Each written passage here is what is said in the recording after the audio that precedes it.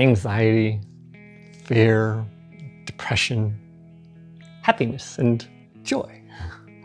All of these emotions, they're not only about what's external, but they're also about what's inside of us and how they mesh together. If I'm in a situation where there's a lot of anxiety happening, especially if it's something from outside, at first I'd recognize that, sometimes it really is inside. The external thing really isn't the anxiety-inducing thing. It's about what's inside of me.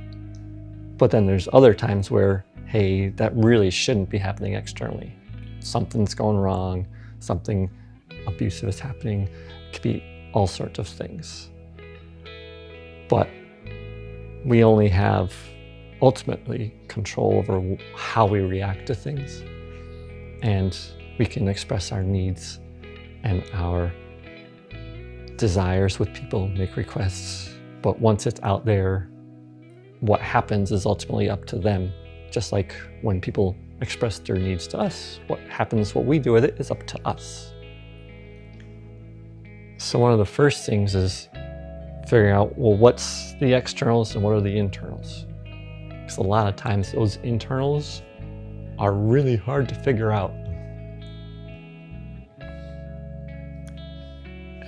But you don't have to necessarily ask yourself what's which. One thing that I can do is just start by saying, I'm going to write down what is bothering me about this, what's causing me the anxiety, and not worry about the source. So for instance, say that there's a toxic family member who puts me down all the time. I could write, it's like, well, this person has no faith in me. They're throwing insults at me all the time. They try to control me, etc. This is just a hypothetical situation, not something from myself, but some people face this. But then I can ask myself, okay, well, what's so bad about that? Try to get a little bit deeper, because that's just the surface level. Like, what's so bad about this happening? And then from there, I could answer for myself, well, it doesn't feel good. Okay, but what's so bad about that? Well, they shouldn't be doing that. Gone back external again. It's not right. It's not good for me. Okay, but what's so bad about that? You always want to try to lead back into what inside of you feels so bad about that. It hurts. It hurts when they do this. Okay, what's so bad about that? When they do this, it makes me feel incompetent. It makes me feel less than human. It makes me feel powerless. Okay, what's so bad about that?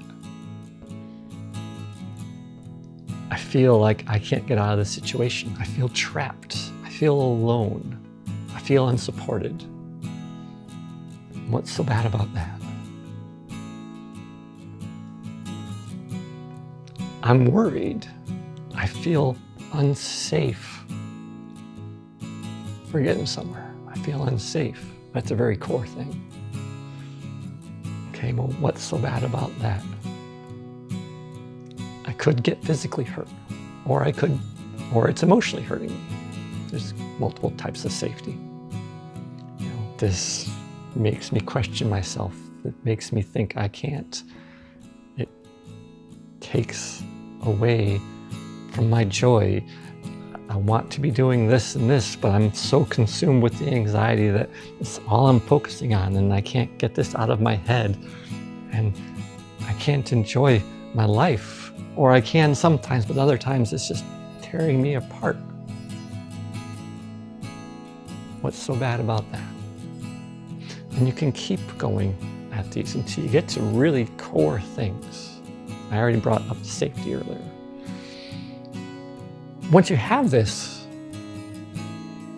you can then start to see some of the externals, and you can really understand more the internals behind the anxiety.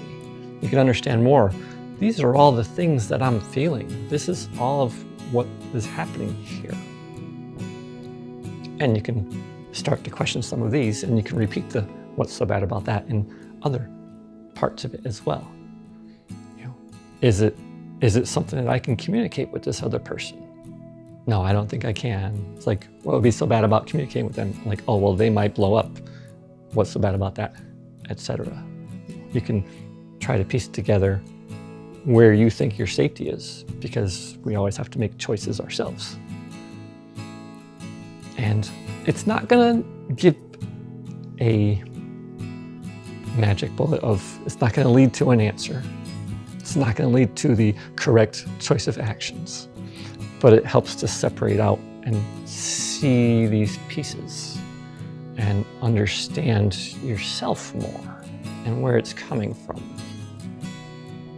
And then that gives you more power, gives you more ability to see those parts of yourselves and tell them, hey, I understand. I get that it feels this way. I understand that it's scared. I know that feeling trapped doesn't feel good. What can we do about this?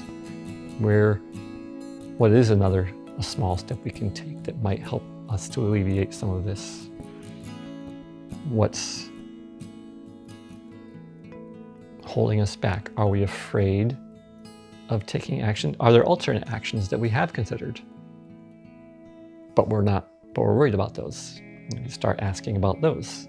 What's so bad about this and that? And it gives you a baseline to start taking steps, or at least understanding and trying to work through it. Sometimes it can bring up a lot of emotions, so you might want to step back and then come at it. You know, there's a reason why people work with therapists for this kind of stuff. But it's a way to really suss out the things, especially if you write it down and you understand what's happening there. And it can be a lot of work,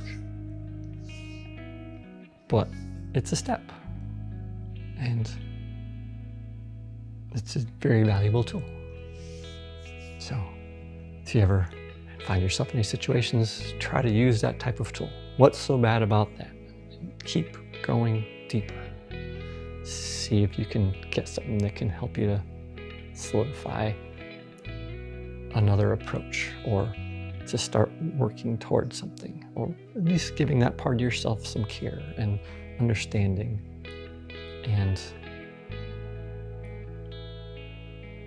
seeing the possible directions that you might start taking steps towards.